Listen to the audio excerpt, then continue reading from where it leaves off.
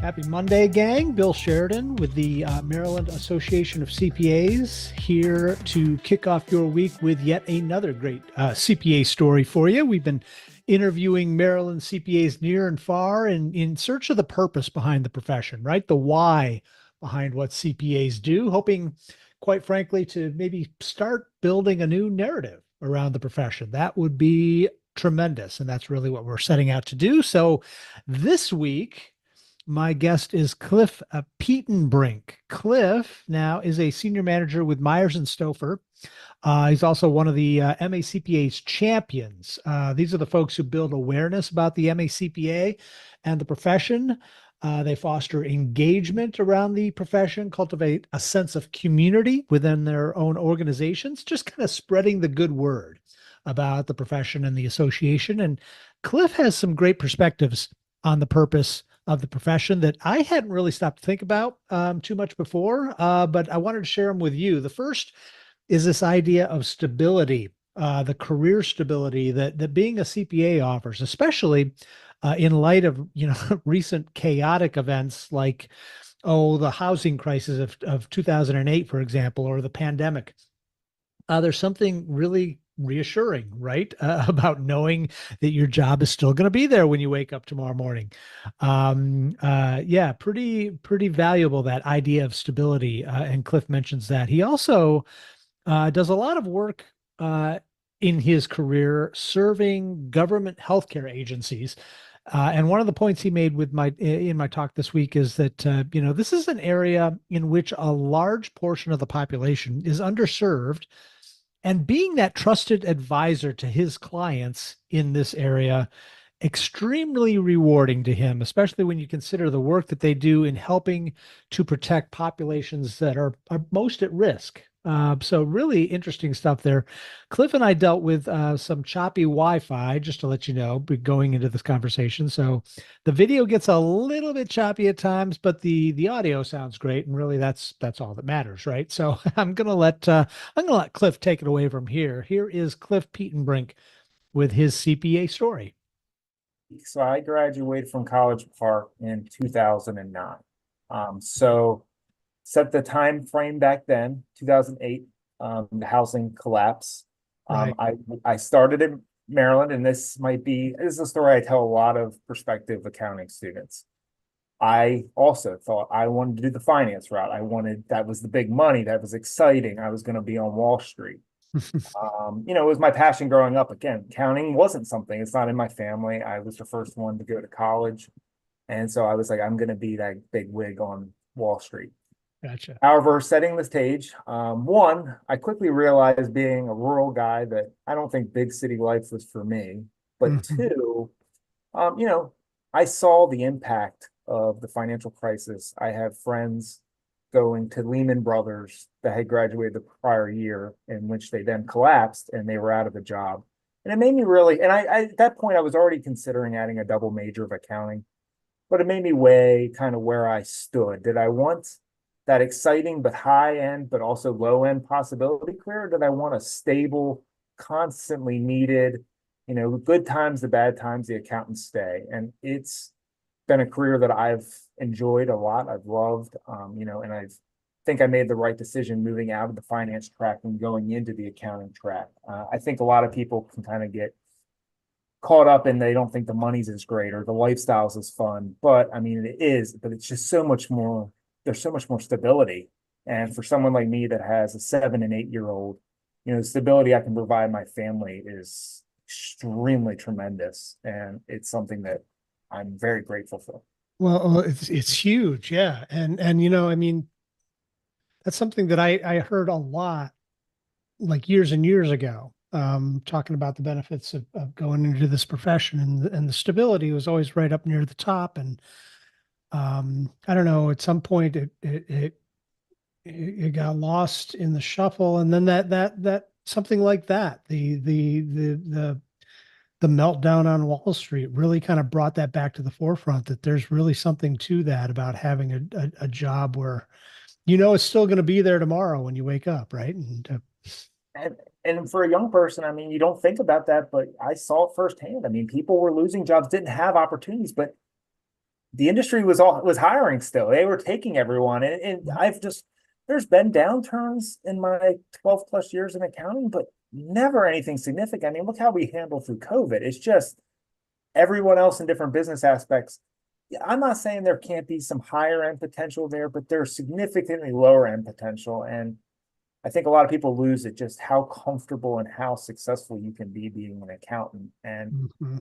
I will be the first to admit I didn't think about it. Well, even when I started college, I wanted to do that finance track, and it wasn't until I got some exposure and talked to the right people, my right professors, that I kind of realized, hey, maybe this is more for me, and I just don't know enough about it. And Yeah. that's why it means a lot to me to try to get out in these high schools and stuff to talk to students that may not be getting a big exposure. Um, Being a public school kid, we didn't have accounting. We had one small elective, but there was nothing back then that taught accounting, which I think is crazy in its own right, just for Right. the Yeah, that stability is so important, and I think a little underrated for a lot of folks as they're trying to consider what they're going into. I guess it took something like that to bring it back to the forefront. What do you, I mean, beyond just the stability behind what you do, but what do you look at as the purpose or the why behind your work, Cliff? I mean, what do you accomplish by doing what you do? So it's funny that this is one of the reasons I was interested in doing this. So we actually did something, and we're actually still actively doing it with our company, Myers and Software. And, it's not what is our purpose, but what is our impact? What is our benefit? We've done a series with 20 different, we posted on social media. What do you do? Why does it matter? Hmm. And, and what we do is a little different. We're not your traditional CPA firm. A little background, we serve government healthcare. Okay. So to dumb it down, basically, we work directly with our government partners, whether it be Medicaid or Medicare, and ensuring that the most vulnerable population is protected. And so, honestly, when I was younger, I didn't really understand my impact. But now that I've moved up in the firm and I'm involved in a lot of our different proposals and a lot of our different contracts, there is a very large portion of the population that is underserved. Hmm. And it is really nice that we can be coming in as a trusted partner with our clients. In our case, the government, but it could be in any situation.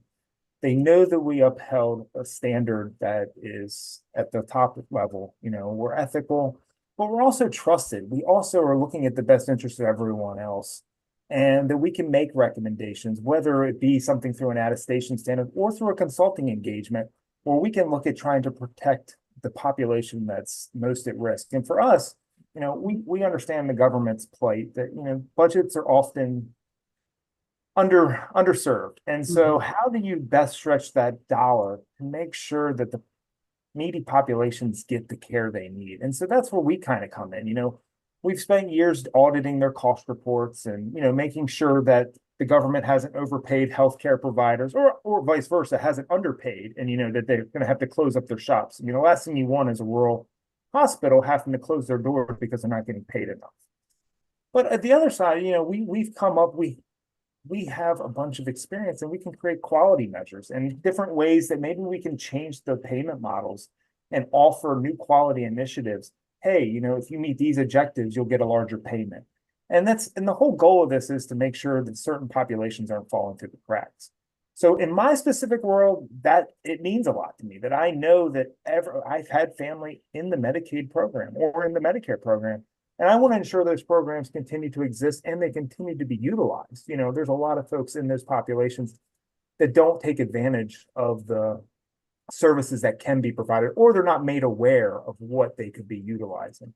And so I think the government is often understaffed, and sometimes there's a lot of turnover in those situations. So they rely on us as their trusted partner to kind of be the constant source of information, stay in touch with all of the changes. I mean, as you can imagine in healthcare, every new presidential candidate that gets in, we unwind, we change. COVID hits. We need to be at the forefront of implementing the changes and making sure that these populations the whole time didn't fall through. We did a lot with our clients to ensure that, when COVID changes were happening, things were closing down. How are we still making sure payments were getting to these healthcare providers so they didn't have to close their doors and leave the most vulnerable populations out there, looking for care? So I really think, it's a talk I have a lot with my staff, how our work does matter. And it's not, and CPAs in general, I mean, people trust in us, and people trust in us not just to perform audits or not just for their tax returns, but to be their trusted partners and to have the answers when they need it and do the research and not guess. I think that's the big thing. I always tell my folks, we are the experts. And so people rely on that. And then there's a duty there to make sure you don't guess. If you're not sure of something, we have the ability to find and research and come back with the right answer. But I think that's something that differentiates us. I think I've worked in a lot of other professions where people are willing to, without saying it too poorly, I mean, they're willing to exaggerate a bit in order to sell or produce a service. And I think that's something that differentiates us as CPAs. We're not willing to do that. We're not going to tie our name to something that we can't support. And so I really respect that. And I think it makes us very invaluable to all professional services. Yeah, no doubt. And you may have alluded to some of this in that answer right there, but what's most gratifying about what you do? What inspires you about what the work that you do? So beyond the population, I mean, for me, it's the people. I really enjoy mentoring a bunch of our different staff. I'm one of the leaders on our mentoring committee. I've worked with a bunch of them, and now we've recently started a CPA advocate program. As you're well aware, we're struggling. A lot of new staff are coming in, and they're not really interested in taking the CPA, which it boggles my mind. But we sit down and we talk about it, and then we work together through it. And I literally, maybe you're more aware. I haven't checked out the timeline of test releases, but they must have pushed up the Q1 release to 2 days ago. Mm-hmm. And one of the staff I'm working with just sent me this message. He's like, "Oh my gosh, I passed FAR. I'm so excited." And like, that gives me a lot of enjoyment because I know the hours I spend in it, and I know the hours he spent in it. I know the time we spent talking about it. And that's very rewarding to see other people put in the effort and, get to see the fruits of their labor. And so for me, it's a cop out, but it's the people. It's the people I work with. It's the people I work with for my clients. It's very gratifying when I can help solve a problem. And if I can't help solve a problem, can I motivate you to solve the problem? Mm-hmm. And I think that in and of itself is very rewarding. And it's one of those things that it tends to get overlooked as well. But there's a huge people aspect to this profession, right? I mean, it's not just crunching the numbers. The relationships that you build with clients and the people you work with as well are really kind of the foundation of what a lot of CPAs do. 100%. I mean, I stress that to a lot of new staff, that the people that do the best in a lot of these different companies, not just ours, are the ones that can communicate well. Yep. They picture us with a little green hat sitting in a cube in the corner.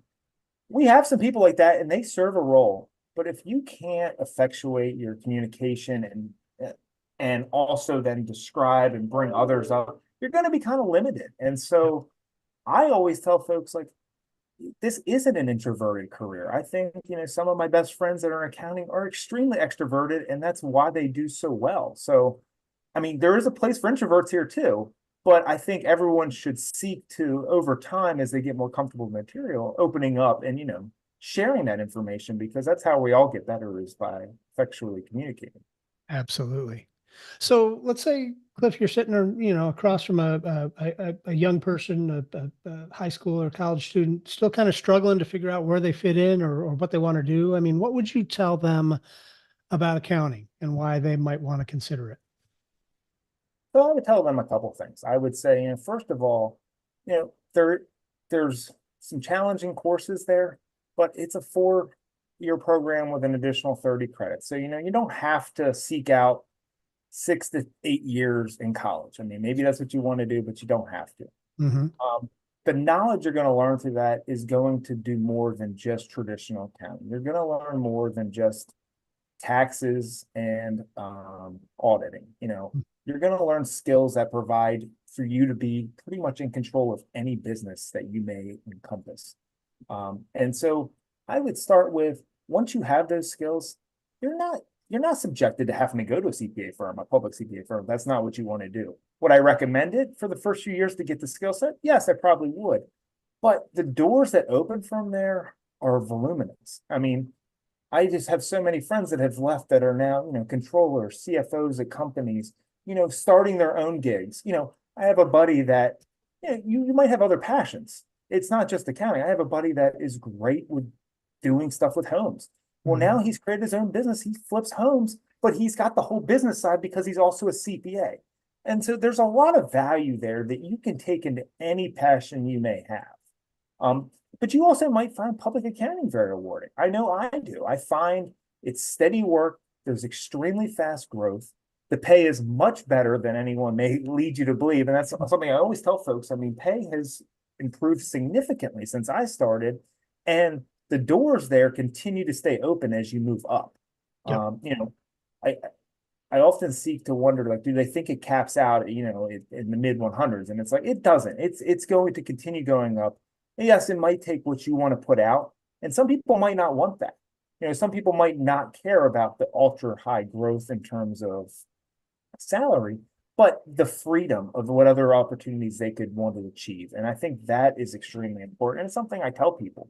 You become the captain of your own business, and you can kind of pursue whatever really interests you because you have those three letters, and people will respect you for having those three letters. Great stuff there from Cliff Petenbrink. So glad he could take time out of his busy schedule to join me today. We want to hear from you as well. So if you got some time, head on over to macpa.org/y and share your story with us as we try to offer a little bit of inspiration to the next generation of accounting and finance professionals. We want to hear what your purpose is as well. And until next week, folks, thanks for being here once again. And we'll be back again next week. More stories to share then. Until then, have a great week. We'll talk to you again soon. Take care.